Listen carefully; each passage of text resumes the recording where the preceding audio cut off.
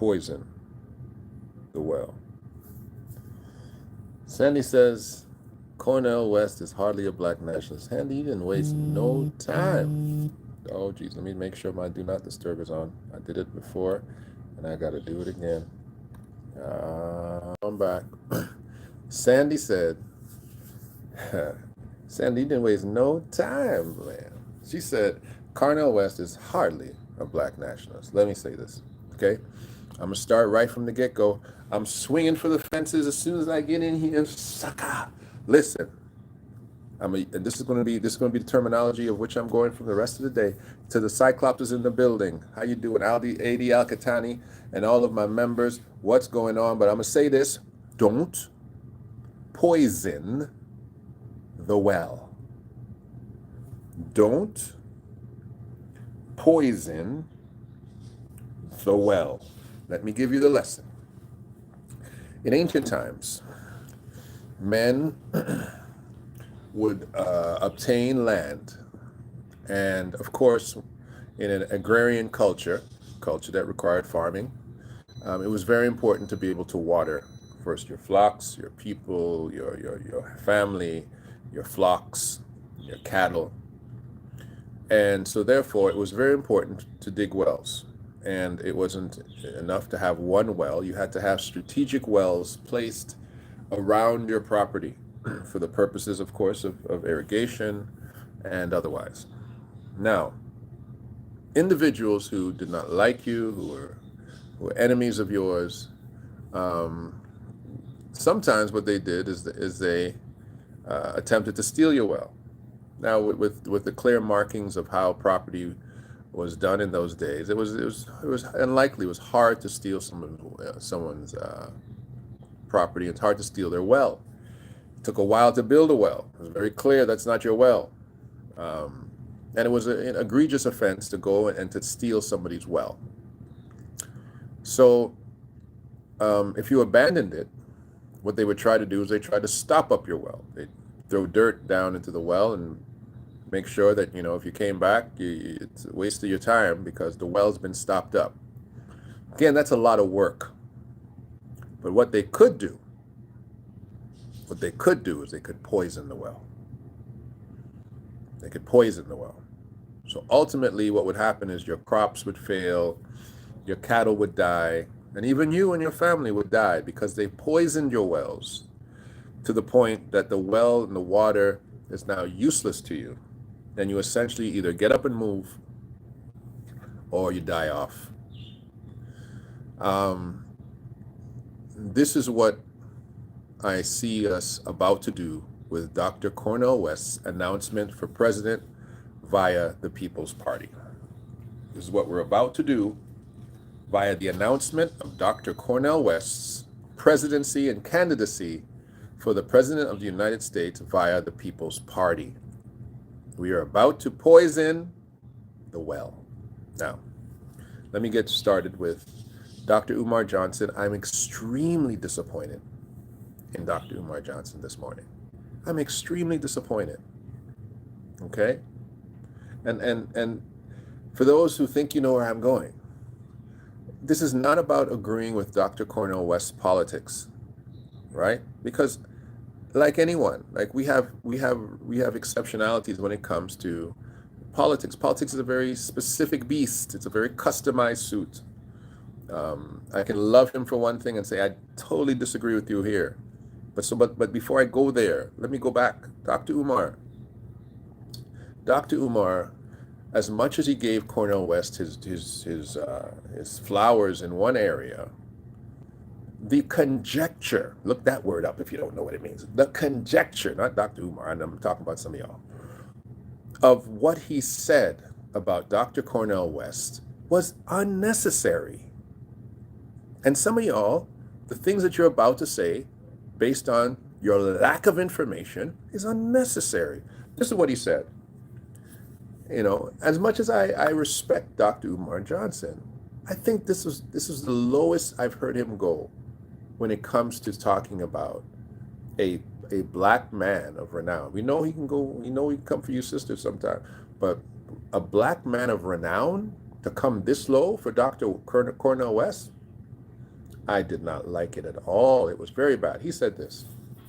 He says, could Dr. West be a a power ploy or being used by the white supremacist infrastructure of America? I'm like, what conjecture? Why would you throw that out there? And he said could. He said could. And he used some examples. He was saying, oh, they ran Jesse in the 80s to so that they could bring black people back to the Democratic Party. They ran Al Sharpton for the same reasons. And they said, could Dr. Cornel West be used to bring black people back to the Democratic Party? But Dr. Umar, he's not even running as a Democrat. God bless you, FBA crypto soldier. Bless you. I'm like, Dr. Umar, he's not even running as a Democrat. So to throw that out there is poisoning the well. Is poisoning the well. Why would you use that type of strong subjectivity, conjecture, fiction at the very incubator process of this man's candidacy for the president of the United States? A legitimate candidate, a legitimate black candidate. And let me say something to our friend Sandy. Any man or woman from our diaspora who runs for a national position is a black nationalist. Period. Period. You had a black president who was half black, and none of you said to yourself, oh, well, he's a half black president. You didn't say that. You didn't say he's a half black president. He's a black man, right? One drop of blood, they used to say. So to say Dr. Cornel West is not a black nationalist, is not a very accurate statement. What you term to be black nationalism, maybe that what you're saying, well, Dr. Cornel West is not about having a nation that is only specific to black people. Maybe, fine, I understand that contextualization of the term, and maybe we don't have the same term or the same definition of the concept, and I can understand that potentially. But let's start at the beginning. Dr. Cornel West is one of the most renowned critics of both the Democratic and the Republican Party. One of the biggest things I think that hit his track record and his ascent to being one of the great black men in America was his incredible penchant to come for Barack Obama. God bless you, Deborah. He came for Barack in a way that it seemed almost personal. And as a man who appreciated both him and Barack Obama at the time of this, I found it to be very at odds and oxymoronic in how I evaluated either side. He called Barack Obama a plutocrat and assigned him to the bourgeoisie. He was very, very dismissive in respect to Barack. He had no grace for Barack whatsoever. And that was very it was not like him, right? Uncharacteristic. I'm sorry, it's a colonizer's language I'm speaking. My tongue is still learning it. It was very uncharacteristic of him. And he is normally a man of such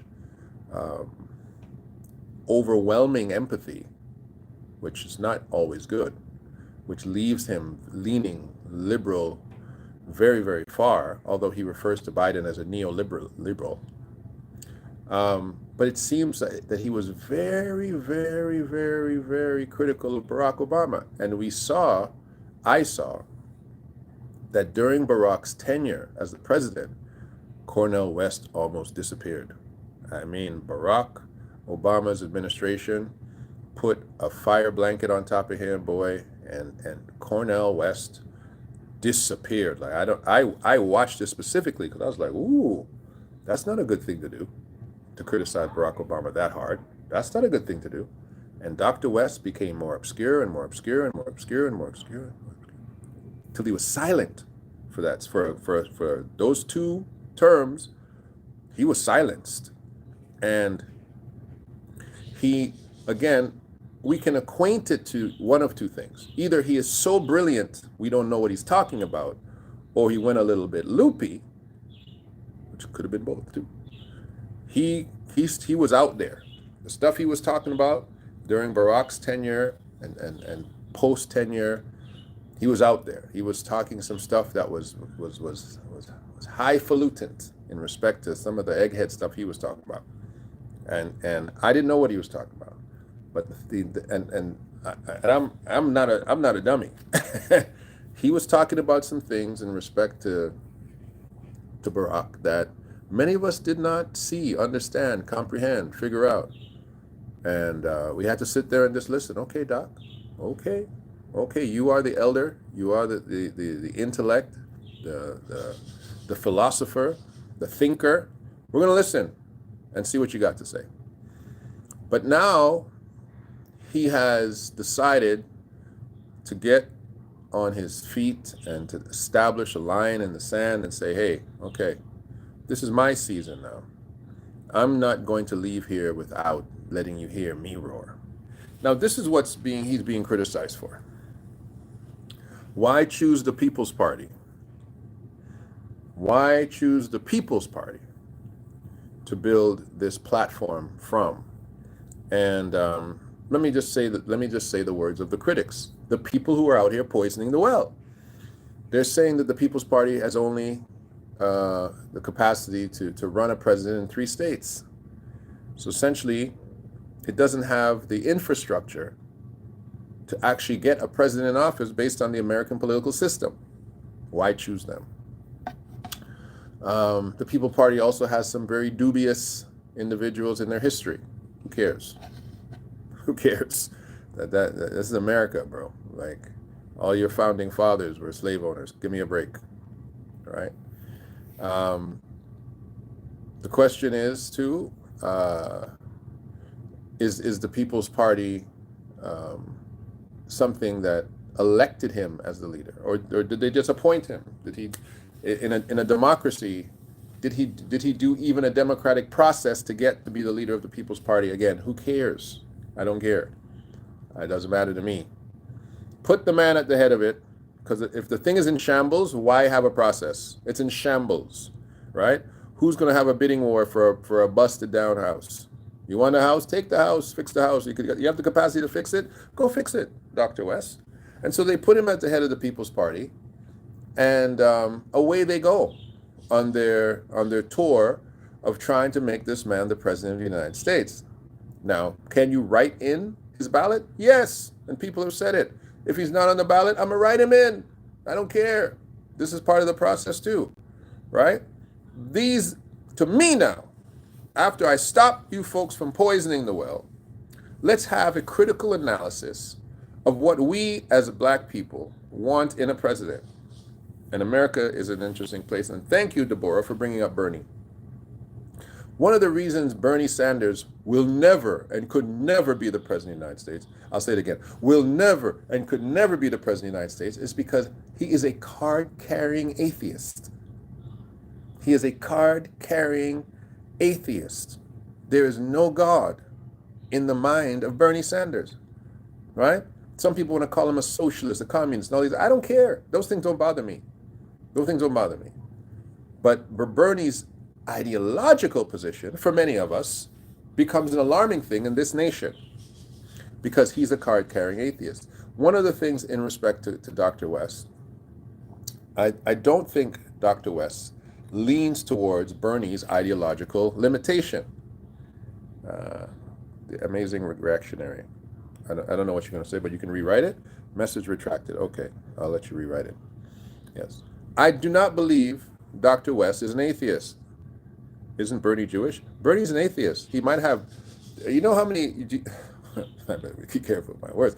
People of a a Sephardic or an Ashkenazi background whose family identifies as Jewish does not mean that that individual has the same ideological leanings. And Bernie is an atheist. He's a card-carrying atheist. You can look it up. He's a well-known atheist.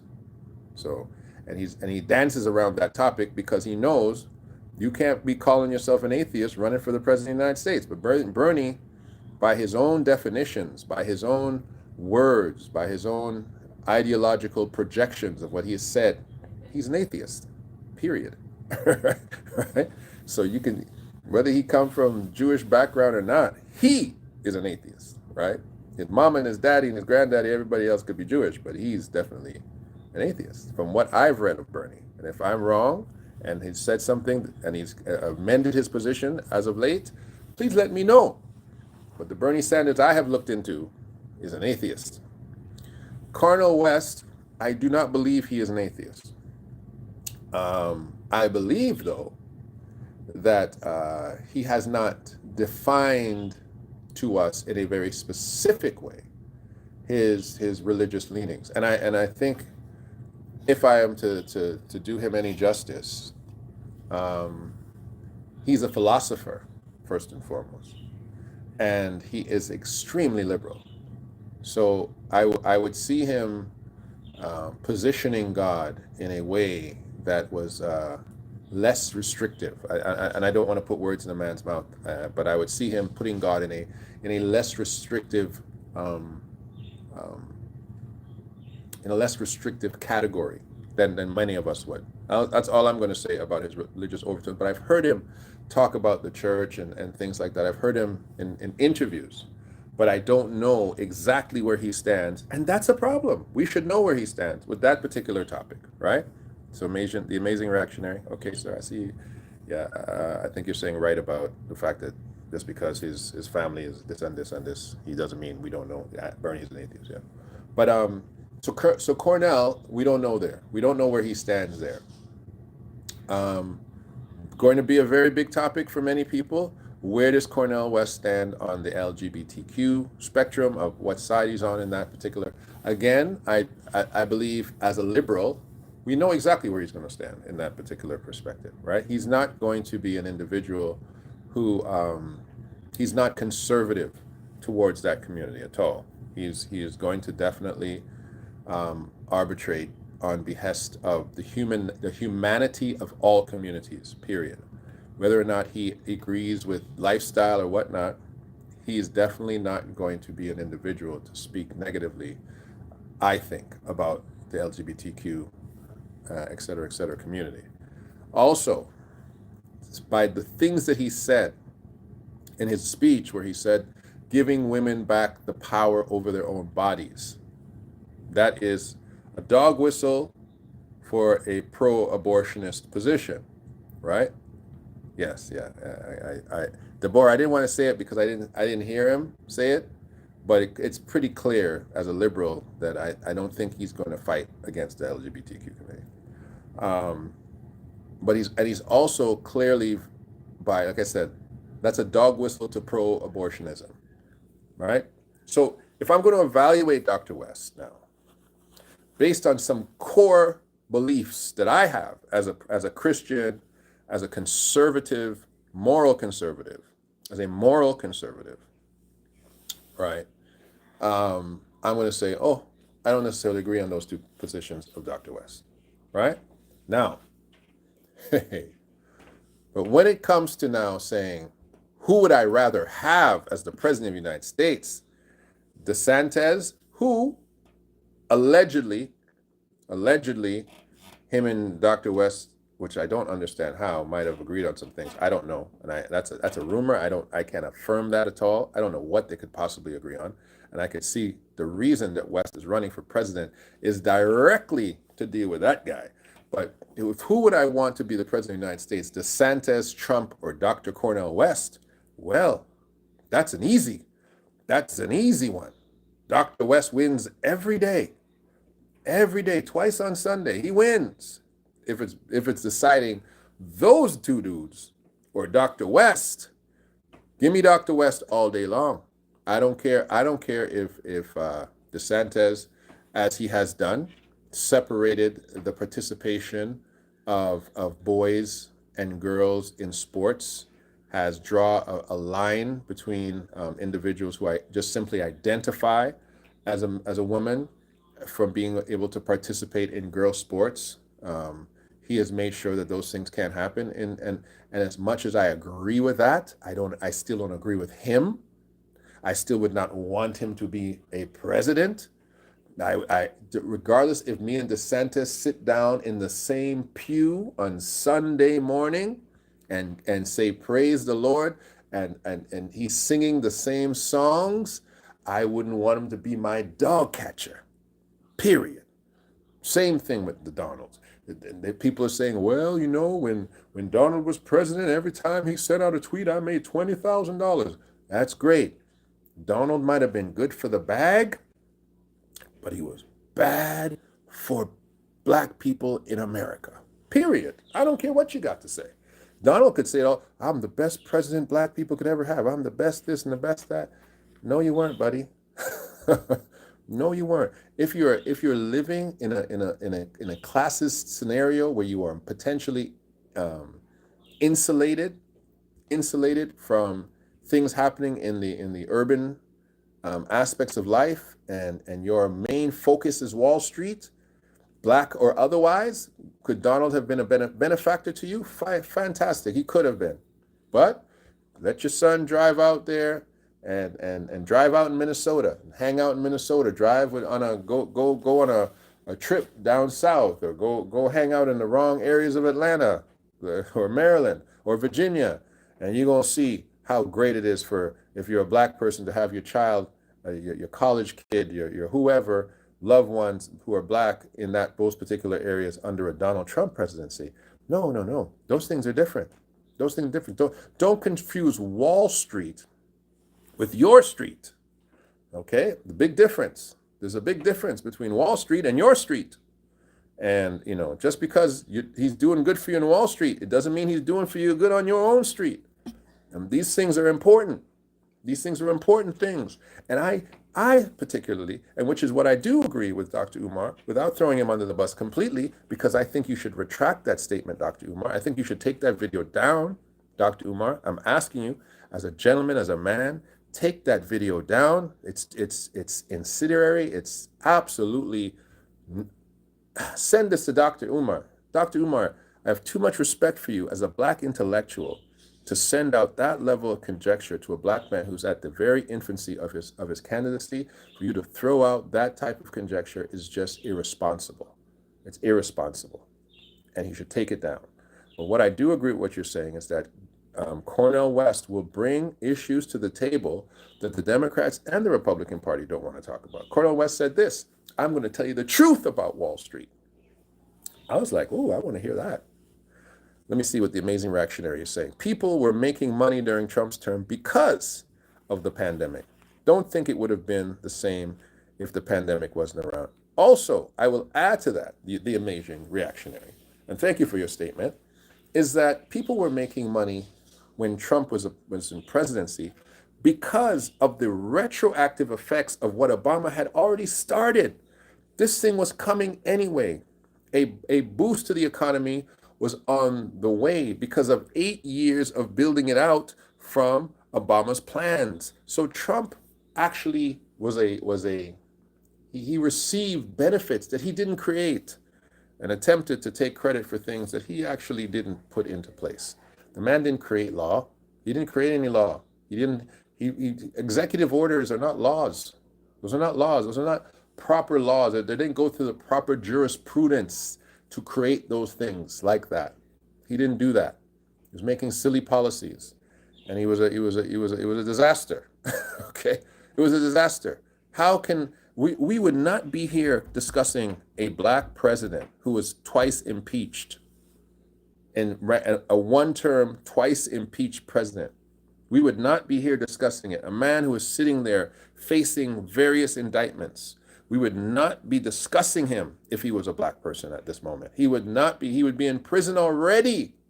They would have loved to put the first black president in prison. They would have loved it. Come on. It's not even a discussion. And DeSantis, if this was 1930s, that guy would be working for Germany. He'd be working for Germany. Okay? He'd be one of Hitler's men. Come on, let's be honest about who this guy is. Message held for review. Let me see. I don't.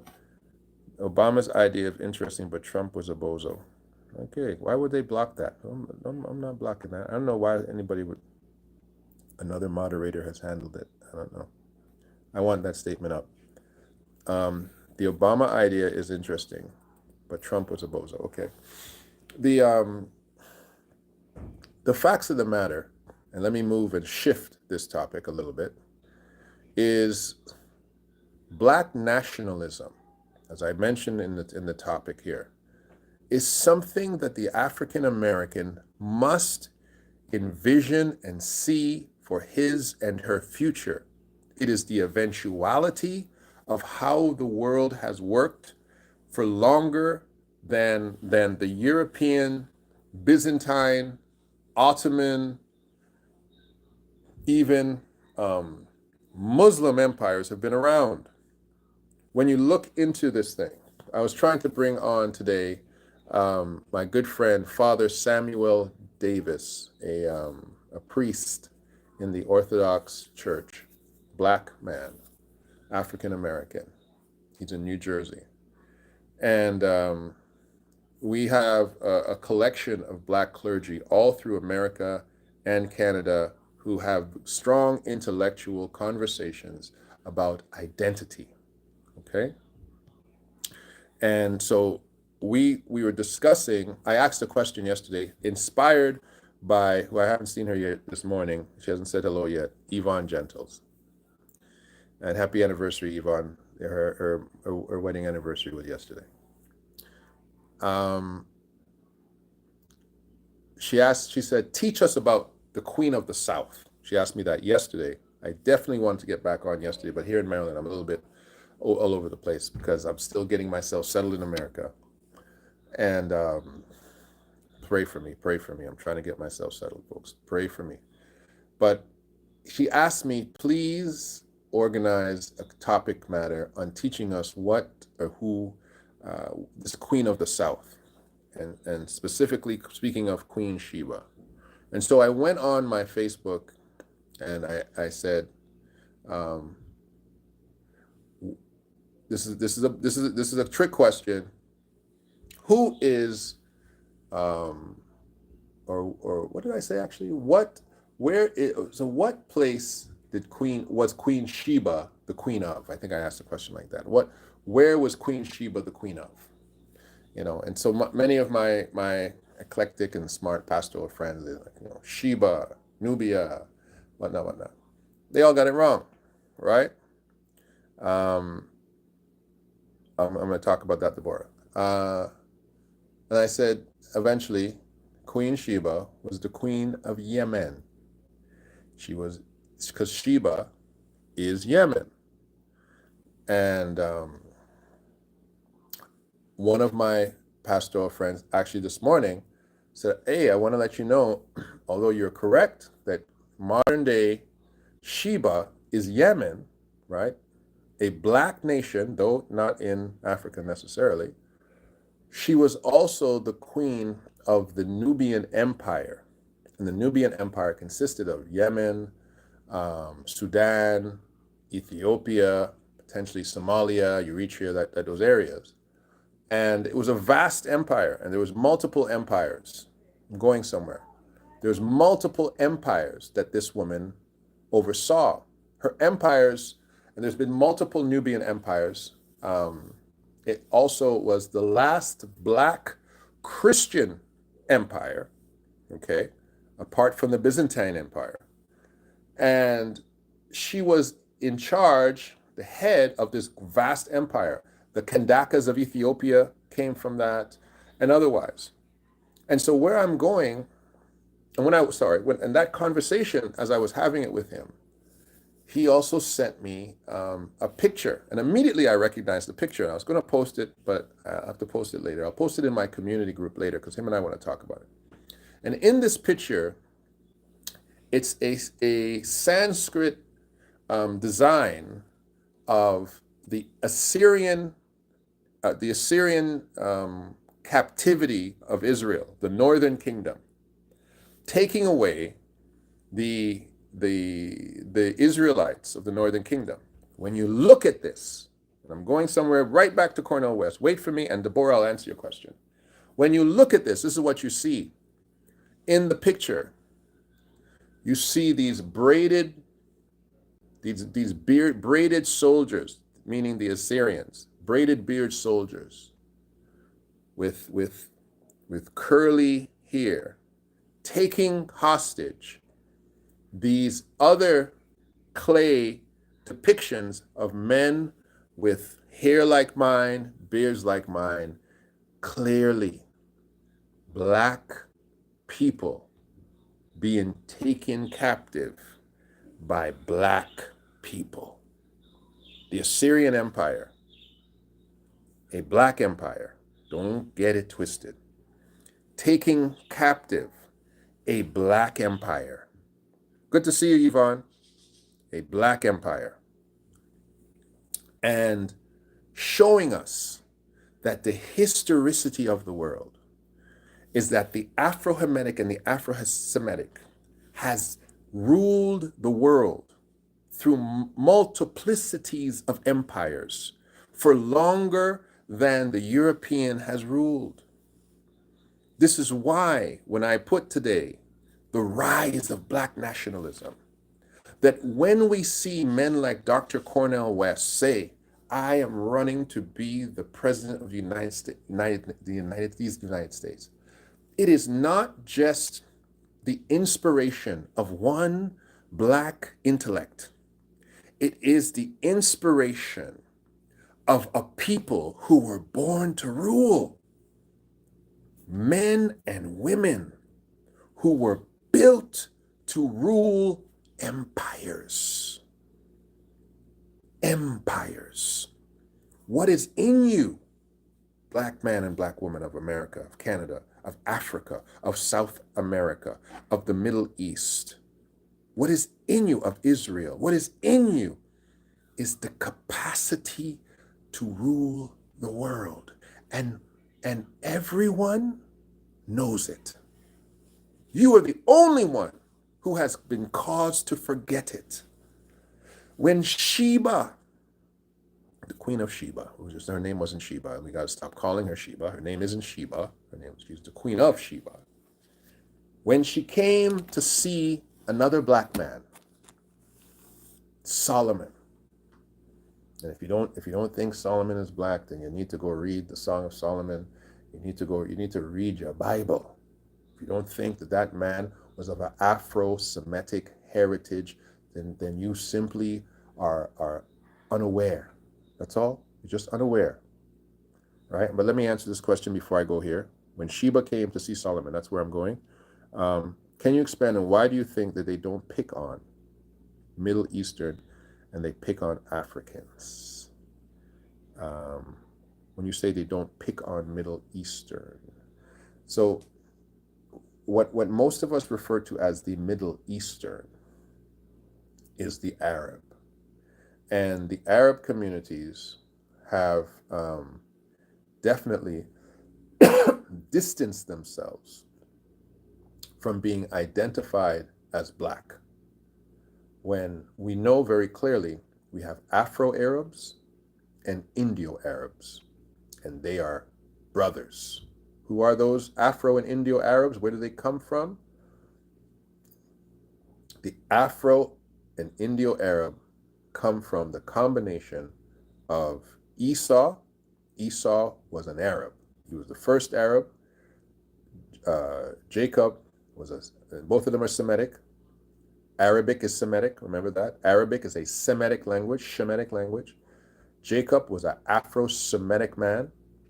Esau was an Indo-Semitic man. He wasn't white, he was an Arab. He intermarried with another Afro community and a Hamitic community. He married Ishmael's daughter. He took 4 wives, 3 Hamitic women, 3 Canaanite women, 1 woman who came from the mix of Ishmael, and probably a Canaanite. So what we have is we have an Arab who is both Afro and Indo-Semitic through Esau, okay? And so what we have the modern day Arab has distanced himself from the blackness of Africa and declared that Morocco and Egypt were never black countries, that they are Arabic countries. They have distanced themselves from being identified as black. They're not alone. The Ethiopian does not call himself black, calls himself Ethiopian. The Ethiopian distanced himself from being identified as black because to them it's a slur. To them it's a demotion. To them it moves them into the contextualization of Negro and African American and slave. They don't want to be identified there. Even the Ethiopian, as black as he is, as nappy-headed as he is, doesn't want to be called black. So passing that even on to the Arab doesn't want to identify as black. So they have done a very good job of distancing themselves from blackness. They don't partner for the most part. Arabs don't partner for the most part with blacks. Go into your communities in America. Do the Arabs and blacks have strong coalitions? The Jews and blacks have much stronger coalitions than Arabs and blacks. The same Jew you criticize, he's been hiring you. He's been working with you. He's been giving you money. He's been building in your area. He's been giving you business opportunities. He's been making you millions of dollars as NBA and other types of things. The Jew's been building out your entertainment communities and all these things. The Jew has been doing that. The Arab, DJ Khaled, that's all you get from them. DJ Khaled, that's it. So to answer your question, there has been a intentionality to differentiate themselves. The Middle Eastern doesn't want to be considered to be anything but Middle Eastern. And so therefore the stigma has stuck to us. And therefore when they're looking for a nigga, they ain't looking at an Arab. They're looking at you. And that's it. That's how I put that. Take it as you want it. Here we go. Ethiopians say they're not black all the time. Let me catch up here. I see you, Yvonne. I'm glad you're talking about this Arab subject. They've just released a recreated portrait of King Tut, and it's light and Arab looking. Like, they need to stop. They need to stop this. They really need to stop because we're not going to say that the Ottoman Empire and the Grecian Empire and even Rome did not invade Egypt. They wanted Egypt. They wanted Egypt so bad. Oh my goodness, they wanted Egypt. Even that Frenchman there. What's his name? That little short Frenchman, Napoleon. When he saw the Sphinx and he saw the black nose and lips, he wanted to shoot it off. When they walked in there and they said black people could not have done this. They wanted to hide it. They've been trying to hide you forever. They've been trying to infiltrate and hide. But the bottom line is the Arab and the black man are brothers. Out of the same womb, one nation shall rule over the other. The younger shall rule over the elder. And they've been trying to kick that off. They've been trying to shake that monkey off their back since Isaac's wife, Rebecca, pushed out those twins. But the black man and the Arab are brothers. Always been. Always been. Always been. Always been brothers. The Jew and the Arab are brothers. Ooh, they don't want to talk about that. The Jew and the Arab are brothers. They don't want to talk about that. They don't want to talk about that because they have taken a different direction. And Jesus said it best when they said, your brethren are at the door. Who Who is my brethren? They that do the will of my Father. That is my mother. That is my brother. So we've taken a different approach to it. But if you look down the history of it, brothers sitting there at odds with each other. Brothers. The Jew can't fight. The Jew can't fight. How can they fight when they themselves have set odds between each other? Did not Joseph rise up to be the firstborn of Rachel, to be the apple of his father's eye? And did they not seek to kill who they knew the father would transfer the birthright to? Do you not read Genesis 49 and see what Israel, what Jacob said of Reuben? You shall not prosper because you slept with my wife. Eliminating historically the birthright right of Reuben. Transferring the kingdom to Judah, but giving the birthright to Joseph. Come on, you can't play with me. I know this Bible. This is my kung fu. You don't play with me. Don't mess with me. The Jew and the Arab. I didn't say Muslims. I said the Jew and the Arab, because you can be an Arab and not be a Muslim. You can be Arab and be a Christian. You can be Arab and be a Jew. Right? They're brothers. Look what happens here. It's long. It's a little bit long, but I'm not gonna take too long. I'm gonna read it fast. Okay, it says, and when the queen of Sheba heard of the fame of Solomon concerning the name of the Lord, she came to prove him.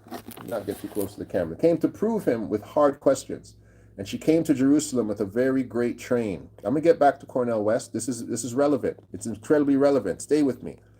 And she came to Jerusalem with a very great train, meaning with people, with camels, with bare spices, and very much gold and precious stones. And when she had come to Solomon, she communed of him, of all that was in her heart. The woman had questions. The woman was a world leader. The woman ran an empire. Come on. Empire. A black woman with an empire, a world empire, came to sit down and to listen to the wisdom in this black man's heart. And she said, I'm bringing every question, I'm bringing every idea, I'm bringing every perspective, subjective and objective. I'm bringing every mentality to the table. Let's sit down and reason with these things. This is why Dr. Cornel West needs to be an individual who the black person takes seriously when he runs, because he's a man of intellect, he's a man of wisdom, he's a man of deep thinking, he's a Solomonic character of this age, and we should sit down and say, let's hear what he has to say before you dismiss him. Come on, can I read? The scripture study 2, show yourself approved. It comes to mind, I hear you. I'm in 1 Kings chapter 10 for those who want to look this up with me. And it says, verse 3, and Solomon told her all her questions. He answered everything, answered it completely, answered it specifically. There was not anything hid from the king which he told her not. Listen, there's a difference between just wisdom and wise discernment. There are some people who can sit there and look at you and tell you the questions that you have before you even ask the question. They can hear you say, in a text message and say, baby, I know exactly what's on your mind. I can talk to the situation that is sitting in your craw, LMS. I can speak to what is going on in the back of your mind, even before I can tell by a I can see what's happening with you. Solomon looked into this woman's heart, into her mind, listened to her voice and said, and asked her and answered everything. Verse 4, and when the queen of Sheba had seen all of Solomon's wisdom and the house he had built and the meat of his table and the sitting of his servants and the attendance of his ministers and their apparel, their clothes, and his cupbearers and his ascent, by which he went up into the house of the Lord, meaning his entourage, there was no more spirit in her. She was like, that's a man. Ooh. This is why the Rastafarian feels that they had a love affair, because of what they read here. The scripture says there was no more spirit in her. Wow. When there are some leaders, and I'm trying to keep this in context, I've never seen Dr. West to be insincere or lacking in integrity. I say the same thing. And this is why I say in context that there are some people that have the gravitas of wisdom that you need to give them the benefit of the doubt before you start poisoning the well. You need to sit down and listen and hear and ask questions, because after you get into the mind of some people and see how they move and see how they function, like Sheba, she said, and there was no more spirit in her. It was like, wow, this guy really is the real deal. And so we don't know. This is why, Dr. Umar, I'm begging you, brother, that stuff you wrote there needs to come down. Needs to come down. You can't do that to a man. You can't do that to a black man in this America. You can't do that to your own brother who is, you know, he's qualified. Don't try to run me for president. The first thing I'm going to tell you when I get up there with my fantastic speech, when I get up there with my elocution, when I get up there with my capacity to turn a phrase, I'm going to tell you I'm not qualified. But Dr. West is qualified. You can't take that away from us by throwing poison in the well from before the man runs. Man, there's something to a man who can give a speech. The difference between a man who can talk and a man who can produce. That's the nitty gritty that we need to see. That's what we need to see. Look at these leaders that you have running this country. The leaders that you have sitting in governors' mansions in Florida. The leaders that you see who are the prior presidents, individuals falling off of platforms after they give a speech. And you're going to come and ridicule this elder before he gets a chance? Why? I don't agree with everything he has to say either. I just told you that. But I will not put poison in the well. I will not do it. I'm going to finish this. And then I'm going to get to your topics there. She said there was no more spirit in it. Verse 6 says, and she said to the king, it was of a true report that I heard in my own land of your acts and of your wisdom. Howbeit, I believed not the words until I came. I didn't believe it till I saw it. I didn't believe it till I came and sat down. This is what I'm asking you to do. Black people all over the world, share this video and say to your brothers and sisters, we will not dismiss Dr. West until we hear from him ourselves. Don't dismiss him for his ideological leanings. Don't dismiss him for his history against Barack. Don't dismiss him for anything that anybody else has said. Say, we will not dismiss this man until we hear him ourselves, until we ask him our own questions, until we bring him to our own town halls, from Ohio to California, wherever you are. Say, we will not dismiss Dr. West. We will not dismiss him because of the party he's running for. We will hear what he has to say. Period. That's what you should be on Dr. West. Let me finish this, and I'm coming to every comment. She says, howbeit, I didn't even believe the words until I came, and my own eyes had seen it. And behold, the half of what was told to me, thy wisdom and prosperity exceeds the fame which I heard. You know what? They didn't even tell me how smart you were. They tried. But until I sat here and saw it, baby, listen, they didn't even have you, not even half of what you are and who you are. They didn't have it half. Verse 8 says, happy are your men. This is the Queen of Sheba saying this to Solomon. Happy are your men. Happy are your servants, which stand continually before you and hear your wisdom. Blessed be the Lord thy God, which delights in you, to set you on a throne of Israel, because the Lord loved Israel forever. Therefore made he thee to be king, and to do judgment and justice. And she gave the king 120 talents of gold. That is equivalent to $691,200,000 of today's money. $600 million she gave him. 691 million. That's the conversion. She gave unto the king 120 talents of gold and of spices, very great, precious stones. They came no more in such abundance of spices as these which the queen of Sheba gave to King Solomon.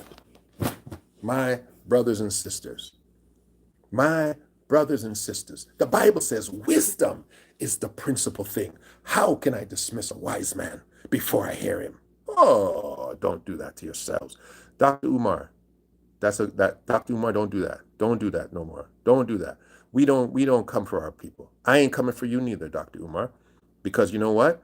You should have sat there and waited for Cornel West to become the president to lift you up and make you a voice. Come on. Let me go back. Oh, jealousy is a terrible thing. When did the Romans come? Where did the Romans come from? I'll answer that in a minute. The Solomon will say, I don't know what that means. I've seen Dr. West to be insincere. I have never seen Dr. West to be insincere or lacking integrity. The Queen of Sheba and Biblical Scholarship book by Bernard Lehman. I used to be a big fan of Dr. Umar. Over time, however, he has lost my support in many ways. As a fundamental measurement of character, I find it hard to support anyone who isn't pro-liberation. Okay. Dr. Umar, he's just, my thing with Dr. Umar, bro, you don't need to say everything in your mind. You know, some things are just not to be said on the internet. Some things you just keep to yourself. So you got to keep, a wise man sometimes is known by what he doesn't say. You know, some things he has to just say, I choose not to comment on that. And leave it at that. Dr. West, as a black man, is so eloquent compared to a rapper. He's a very eloquent brother. Dr. Umar positions himself as pro-liberation, but also seems to want to tell everyone else how they need to live their lives. To me, this isn't pro-liberation. This is removing the oppressors. Or maybe you meant reminding me in order to become an oppressor. Or removing the oppressors in order to become the oppressor. Okay, I get it. The book examines evidence connected with the life of Queen Sheba, including the Sabian inscription on the Ethiopian plateau. Oh, the book that you're mentioning. Okay. Aspects of the ancient West Arabian language and geographical references, which is why we will attack those who we see as potentially becoming unsuccessful than he. I'm talking about Dr. Umar again, yeah. I think there's a lot of jealousy. I think it's part of the culture of black men in America that we simply hate too fast. We don't want to give a man his flowers, and it's because I'll use this example. I used to have a foster home, and there was one little black boy. I loved him. I love him. I hope I see him another time. David Perry. And David Perry was taken away from his parents' house at a very young age, and he kept moving from house to house to house. He was a difficult little boy. He was a little brat little boy. And every time he moved from house to house to house, he lost things. He lost clothes. He lost toys. And he became a hoarder. And I realized this kid would take everything. He'd have things in his room. He'd have cups. He'd have everything. And I went to him and I said, David, listen, let me tell you something. You're going to be in my house until you're a man. You don't have to hoard anything. You'll never lose anything. Everything that you have will always be yours. And even if you do leave here, I will make sure everything that belongs to you comes to you. When I said that to him, he stopped hoarding. Black men in America their wives have been taken away. Their children were taken away. This is in slavery times. Master would sleep with your wife and bring her back to you. Rape your child, bring them back to you. Your dignity was taken away. Your name was taken away. Your language was taken away. Many times you yourself were raped, so your own dignity, your own masculinity was infringed upon. And then what we did to you, again, as we brought you into this new age of exchange, of merchandise, of money. Money is the new God. And we still said to you, you can't have enough. We told your woman that the best one of you is the one who has the most money. And we told her, go sell yourself to the best guy. Once the guy has more money, leave the guy with the least money. And we've created a competition spirit between you and your own brother for the attention of your woman. We've told you you're a deadbeat dad if you show up every day, if you teach your kids, if you love your children, If you're there, but you don't have enough finances, we call you a deadbeat. We say you're not good enough because you don't have enough money. And we have quantified your capacity to be a man based on how much money you brought to the table, and the money is not even your money. The money has faces on it that's not your face. And then when you've gone out there and you find other means to get money, when you've used what they've termed to be illegal processes to make that money, we've imprisoned you. We've taken you again away from your family, away from your woman, away from your culture. And so even when they lied to you and said, hey, go get money, and you went and got money, we said we got it the wrong way. And so black men have developed a culture in this nation to tear each other down, to say, who does that Negro think he is? Who does he think he is? I remember a brother told me the other day that when Muhammad Ali refused to be conscripted, he says black men in the Detroit area were upset with him. They're like, he's making us look bad. Who does he think he is, calling himself Muhammad Ali? His name is Cassius Clay. Who does he think he is? And that is a culture that has been created. That is what makes the African American a specific people group, because you have been conditioned under oppressive circumstances unlike any other group of people. And so it is in your knee-jerk emotionalism to see a black man running for president and to attack him right away. It's not your fault. It's a default in your brain that white supremacy has put in there, and it makes you not work together. You've been programmed to dismantle your own progress. If they don't do it for you, you'll do it to yourself. And so don't do it. Don't get in the habit of it, because regardless of whether Dr. Cornel West wins or not, he is doing what black men and women have been doing from the beginning of time. He is rising to the call of saying, there's an emperor in me. There's a world changer in me, and I am supposed to answer the call. And so we should never dismiss them. Never. There shouldn't be one Dr. Cornel West. There should be thousands of them for us to choose from. But when one rises up and you poison the well for him who's qualified, who has the pedigree, what about the rest who say, well, I'm no Dr. Cornel West. And if they drag Cornel West, whew, they're definitely going to drag me. I'm just going to keep my head down, and I'm just going to work, and I'm just going to make money, and I'm just not going. No, man, you can't do that. You can't do that. And Umar Johnson has much more credentials than I have. Umar Johnson is a real doctor. Black men in America, few get to the Umar Johnson level. So you, Dr. Umar, should never be the person that we hear talking about Dr. West. Never, never, sir. Call you sir because you deserve those titles. Dr. Umar Johnson, you are the last man in America who should be denigrating Dr. West. Let some lesser man do it, not you. You're too much of an institution to the black intelligence for you to do that, because you mess with our psyche. We don't know who to believe now. Oh, Dr. Umar Johnson says he says that Cornel West could be a ploy of the white infrastructure. Oh no, well Dr. West seems like a nice guy, but you know what? I'll just vote for Trump. I'll just vote for Biden again. I'll just keep buying into the white infrastructure that I'm not qualified, because the most two qualified men I see don't agree. Can't do that to each other. Can't do that to each other, man. That's a mind. You know the word I can't use because I'm saved. That you can't do that. Black men, for the most part, do love their children. Black men are in the homes. Black men, that stigma is a lie. There's a lie.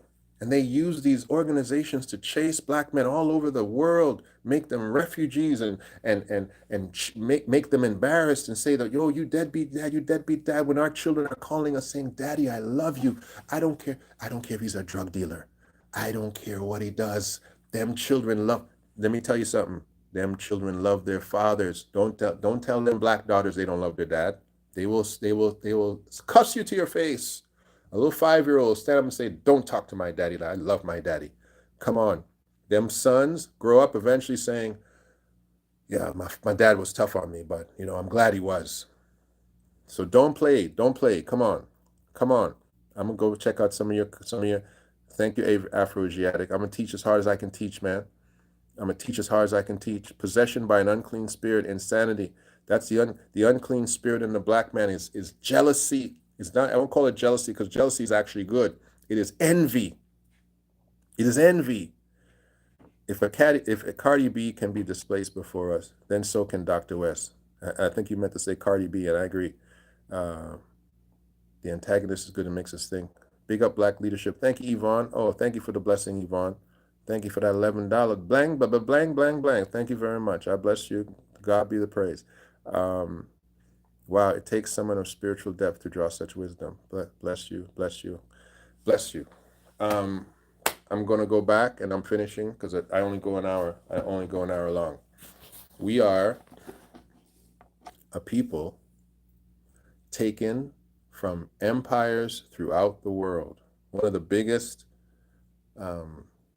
debate conversation that we are having right now in our small groups, okay? The black communities in a small group session. I want to do something. I ain't going to say it, but I'm trying to do something in Cincinnati. As soon as the pastor gives me the go ahead, I'm going to start advertising it. But we are still stuck in small group session. This is what I mean. There's a black man and a black woman who says, "I'm a Hebrew." A black man and a black woman says, "I'm a Muslim." There's a black man and a black woman that says, "I'm a Christian. I'm a Jamaican. I'm an African. I'm Spanish. I'm Haitian. I'm French. I'm Portuguese." All these small groups, but this is the facts. This is the truth. We have been pulled out of our empires. We have been pulled out of our empires and have been infused into another empire. We have been pulled out of our empire and have been infused into the British Empire. You have been infused into the Portuguese Empire. You've been infused into the Spanish Empire. You've been infused into the French Empire. You've been infused into the Netherlands. You've been infused into the Arabic Empire. And you've been sparsed out all. So black excellence has been sucked out of the world empires of which we've come from. I said to you earlier, a black woman came from her empire to a black man in his empire and sat down and listened and left him with $700 million just as an offering for a conversation. Come on. You got to know who you are. You got to know where you've come from. You've got to know that we are a people, regardless of whether or not we always see eye to eye. I tell you right now, you go to Israel, the Jew, got the big hat Jew, little hat Jew. He's got the one Jew, he tucks his socks into the other. He's got all the different denominations of Judaism, but they have a nation. They have atomic bombs. They have an army. They work together. They have a Zionist idea. They don't play when it comes to their safety and security. They don't let you just talk crazy about them. They've set up anti-defamation leagues. Learn. Paul said, they are our schoolmasters. Take a page out of the book of the Israeli, of the current Jew, and say, oh, they don't tear each other down like we do. Stop it. Dr. Cornel West, you run for president. You run for president. And guess what? When you run, you're going to inspire some little girl or some little boy to run. When you run, you're going to inspire some little Asian and some little Latino to run. When you run, little white boys and little white girls will say, our parents were wrong about black people. They're good. They're smart. They're leaders. We should work with them. God bless you. And thank you very much for listening to this little country boy from Trinidad and Tobago sitting around in your nation. And God is going to try to organize me here. I have a church applying for my green card, hopefully right now as we speak, and applying for my potential R1 visa or my green card. And that's what I'm trying to do. I'm trying to remain. I'm here till October on my visitor's visa. And prior to that, we're trying to get one of our churches here to take care of me while I'm here. Okay, so thank you very much for having me. Blessings, grace, peace to everybody. And I'm here. For all corners of the earth, Herman Rome, we are here. I'll talk to you soon. Bye-bye.